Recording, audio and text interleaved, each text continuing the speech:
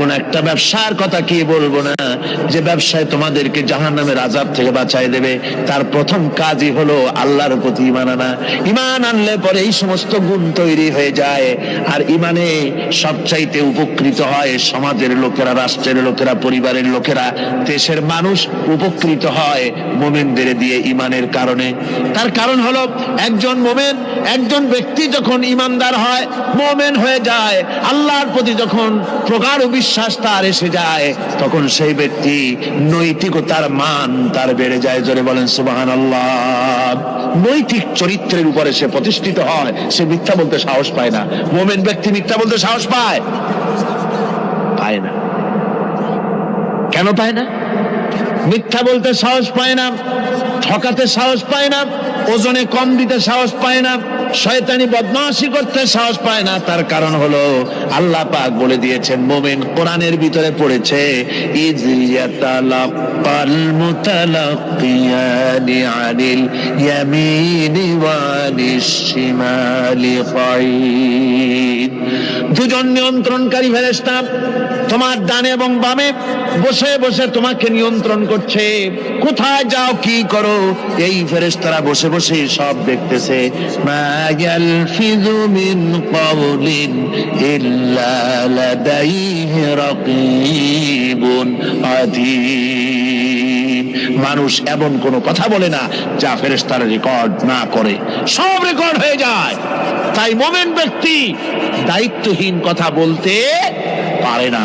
মুমিন ব্যক্তির চরিত্র ভালো হয়ে যায়, সে যে কথা বলে বুঝে শুনে কথা বলে, সে যে ওয়াদা করে বুঝে শুনে ওয়াদা করে।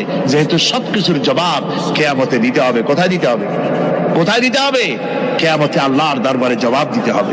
মহান আল্লাহ রাব্বুল আলামিন বলেছেন, ওয়ালাকাদ খালাকনাল ইনসানা ওয়া না'লামু মা তুওয়াসবিসু বিহি নাফসু।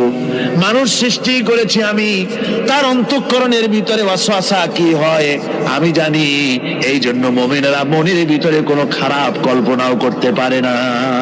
খারাপ কল্পনা করলেও তার হিসাব দেওয়া লাগবে আল্লাহর কাছে। কার কাছে? ওয়াইন তুবদু মিন আনফুসিকুম আও তুখফুহু ইউহাসিবুকুম বিহিল্লাহ। আল্লাহ বলেন, মনের মধ্যে যে সব কল্পনা করো তা প্রকাশ করো আর গোপন রাখো, ওইটার হিসাব নেব আমি আল্লাহ পাক। কিয়ামতের দিন আমার কাছে হিসাব দিতে হবে। বন্ধুগণ, এই জন্য মুমিন যারা, মুমিনদের চরিত্র প্রতিষ্ঠিত হয়, মুমিনদের ধারণা থাকে যেখানেই যাই না কেন, যেখানেই বসি না কেন, সেখানেই আল্লাহ, আল্লাহ ছাড়া কোনো জায়গা নাই। আছে নাকি? আছে।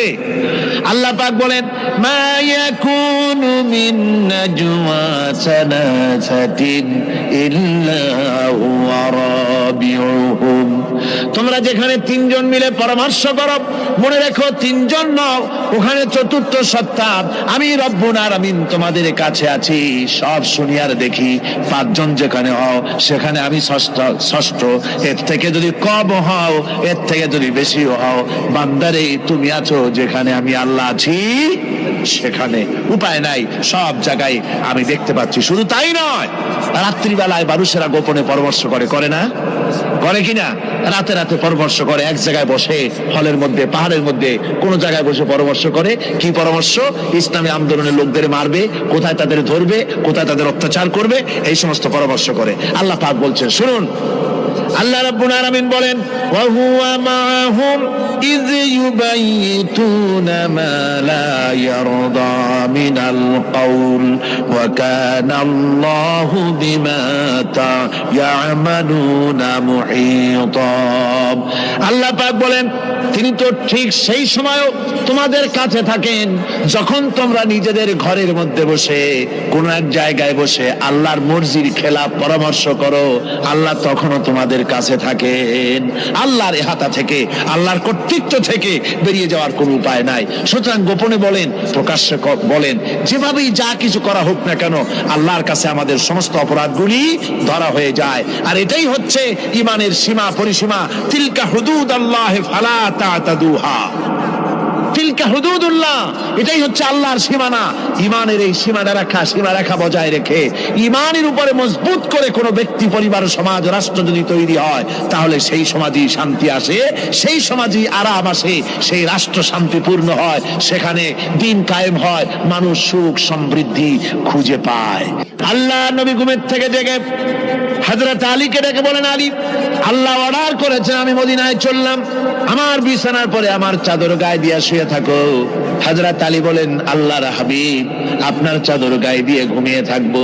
সকালবেলায় কাফির বেঈমানেরা আপনার বিছানার পরে আপনার চাদর গায়ে দেওয়া অবস্থায় আমি আলীকে তারা মুহাম্মদ মনে করবে, আর আমি আলীকে নবী মনে করে তারা তাদের তরবারি দিয়া কেটে কেটে টুকরা টুকরা করে আমারে বিদায় করে দেবে দুনিয়া থেকে।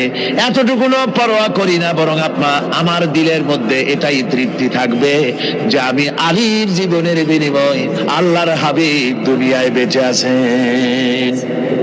নবীজি ঘরের থেকে বেরোলেন, চতুর্দিকে কাফেররা দাঁড়ানো। আল্লাহ নবী হাতে এক মুষ্টি বালু হাতে নিয়ে শাহাতেল ওযু পড়ে 3 বার দম করে বালুগুলো ছেড়ে দিলেন। বালিগুলি ঘরের চতুর্দিকে কাফেরদের চোখে চলে গেল। পরবর্তী সময় রব্বুল আলামিন ডেকে বলেন, নবীরে, বালি যখন নিক্ষেপ আপনি করেছিলেন, ধুলাগুলি আপনি তো শুধু নিক্ষেপ করেছিলেন, কিন্তু চতুর্দিকে কাফেরদের চোখে গেল কেমনে? একদিকে মেরেছিলেন, সেই দিকেই তো যাওয়ার কথা ছিল, চতুর্দিকের কাফেরের চোখে চোখে সেগুলো পৌঁছে গেল কেমনে? ওয়ামা রামাইতা ইদ রামাইতা ওয়ালাকিন্নাল্লাহ রামা। আপনি নিক্ষেপ করেন নাই, যখন আপনি নিক্ষেপ করেছিলেন আপনি তো শুধু বালু কণা ছেড়েছেন, আর ওই বালু কণাগুলি ঘরের চতুর্দিকে সব কাফেরদের চোখে পৌঁছবার দায়িত্ব আমার কুদরত গ্রহণ করেছিল। আমার ভাইয়েরা, নবীজি বিপদে, এতগুলি শত্রু তরবারি নিয়ে তিনি বিপদে ধৈর্য হারা হন নাই। আস্তে করে ঘরের থেকে বেরিয়ে হযরত আবু বকরের বাড়িতে গিয়ে হাজির। দরজায় গিয়ে আওয়াজ দিলেন, আবু বকর। অমনি দরজা খুলে গেল। লাব্বাইক ওয়া সাদাইক। হুজুর বলেন, আবু বকর রে, একটা ডাকে কেমনে সাড়া দিলে? তুমি কি ঘুমাইছিলে না?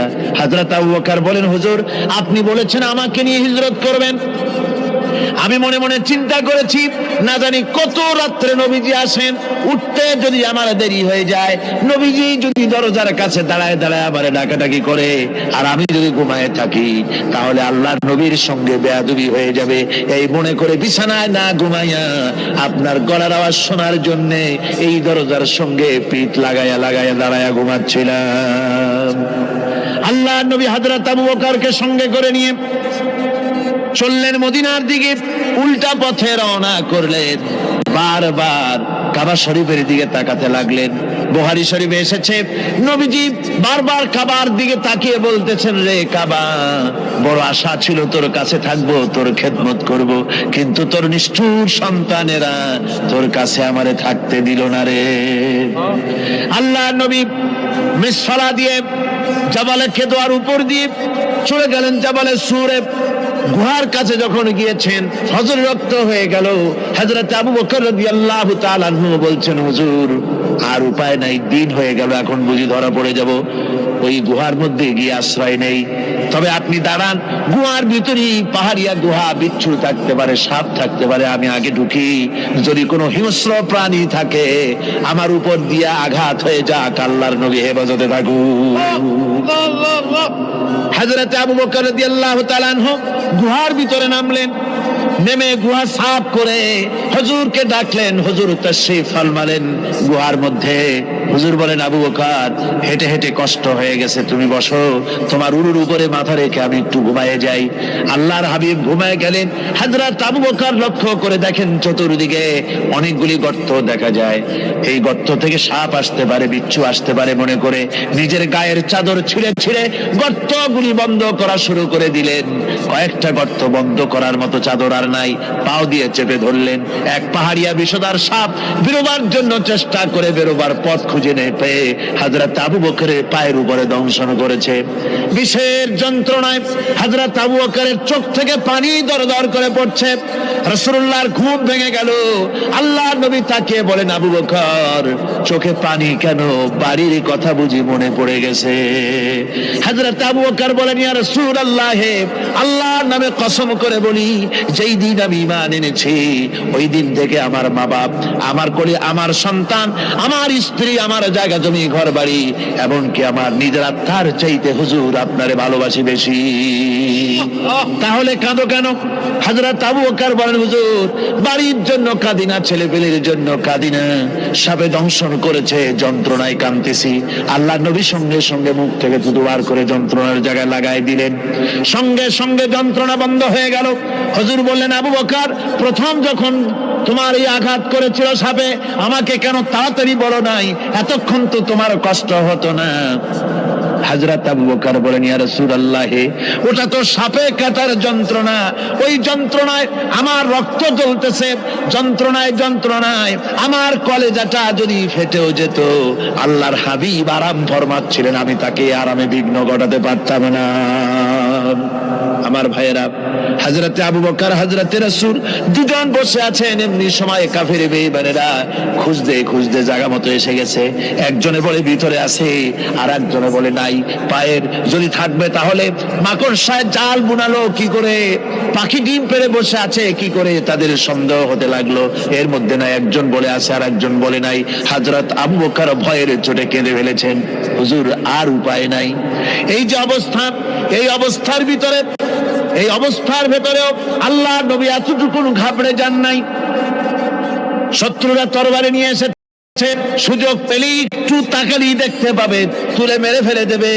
আল্লাহর হাবিব মোটেই ধৈর্য হারালেন না, এতটুকু হতাশ হলেন না।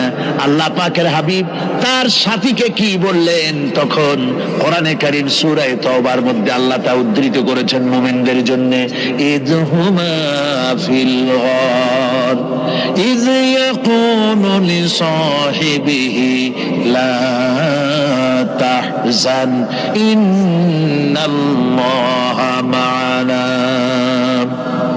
ও আমার সাথী, ও বন্ধু, ভয় করো না, চিন্তা করো না, আমরা মাইনরিটি নই, আমরাই মেজরিটি। তার কারণ আল্লাহ আমাদের সাথে আছেন। সুবহানাল্লাহ, আল্লাহ আমাদের সাথে আছে। আর বন্ধুগণ, কোরআনে কারীমে রব্বুল আলামিন বলেন, ফাআনজালাল্লাহু সাকিনাতাহু আলাইহি ওয়া আইয়াদাহু বিজুনুদিন লাম তারাওহা। আল্লাহ পাক তার মনের মধ্যে গভীর প্রশান্তি এবং স্বস্তি দান করলেন, আর এমন সৈন্য দিয়ে সাহায্য করলেন যে সৈন্যদেরকে তোমরা দেখতে পাও না। এভাবে করে রব্বুল আলামিন মুমিনদের বিপদে আপদে মুসিবতে সব সময় আল্লাহ পাক মুসলমানদেরকে সাহায্য করেছেন। জোরে বলেন সুবহানাল্লাহ।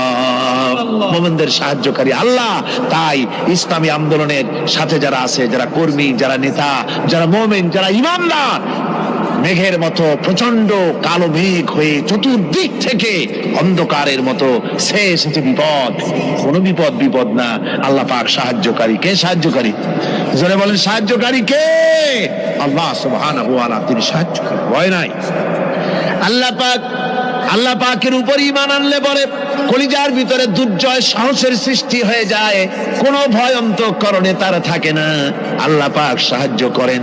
আর আল্লাহর উপরে ঈমান আনলে পরে রব্বুল আলামিন বলেছেন, ইয়া আইয়ুহাল্লাযীনা আমানু হাল আদুল্লুকুম আলা তিজারাতিন তুনজিকুম মিন আযাবিন আলীম। এমন একটা ব্যবসার কথা কি বলবো না যে ব্যবসায় তোমাদেরকে জাহান্নামের আযাব থেকে বাঁচায় দেবে। তার প্রথম কাজই হলো আল্লাহর প্রতি ঈমান আনা। ঈমান আনলে পরে এই সমস্ত গুণ তৈরি হয়ে যায়। আর ঈমানে সবচাইতে উপকৃত হয় সমাজের লোকেরা, রাষ্ট্রের লোকেরা, পরিবারের লোকেরা, দেশের মানুষ উপকৃত হয় মুমিনদের দিয়ে ঈমানের কারণে। তার কারণ হলো একজন মুমিন, একজন ব্যক্তি যখন ঈমানদার হয়, মুমিন হয়ে যায়, আল্লাহর প্রতি যখন প্রগাঢ় বিশ্বাস তার এসে যায়, তখন সেই ব্যক্তি নৈতিকতার মান তার বেড়ে যায়। জোরে বলেন সুবহানাল্লাহ। নৈতিক চরিত্রের উপরে সে প্রতিষ্ঠিত হয়, সে মিথ্যা বলতে সাহস পায় না। মুমিন ব্যক্তি মিথ্যা বলতে সাহস পায় না। কেন পায় না? মিথ্যা বলতে সাহস পায় না, ঠকাতে সাহস পায় না, ওজনে কম দিতে সাহস পায় না, শয়তানি বদমাশি করতে সাহস পায় না। তার কারণ হলো আল্লাহ পাক বলে দিয়েছেন, মুমিন কোরআনের ভিতরে পড়েছে, ইয ইয়াতালাক্কাল মুতালাক্কিয়ানি আনিল ইয়ামিনি ওয়া আনিশ শিমালি কাঈদ। দুজন নিয়ন্ত্রণকারী ফেরেশতা তোমার ডানে এবং বামে বসে বসে তোমাকে নিয়ন্ত্রণ করছে, কোথায় যাও কি করো এই ফেরেশতারা বসে বসে সব দেখতেছে। মা ইয়ালফিযু মিন কাওলিন ইল্লা লাদাইহি রাকীবুন আতীদ। মানুষ এমন কোনো কথা বলে না যা ফেরেশতারা রেকর্ড না করে, সব রেকর্ড হয়ে যায়। তাই মুমিন ব্যক্তি দায়িত্বহীন কথা বলতে পারে না। মুমিন ব্যক্তির চরিত্র ভালো হয়ে যায়, সে যে কথা বলে বুঝে শুনে কথা বলে, সে যে ওয়াদা করে বুঝে শুনে ওয়াদা করে, যেহেতু সবকিছুর জবাব কিয়ামতে দিতে হবে। কোথায় দিতে হবে? কোথায় দিতে হবে? কিয়ামতে আল্লাহর দরবারে জবাব দিতে হবে। মহান আল্লাহ রাব্বুল আলামিন বলেছেন,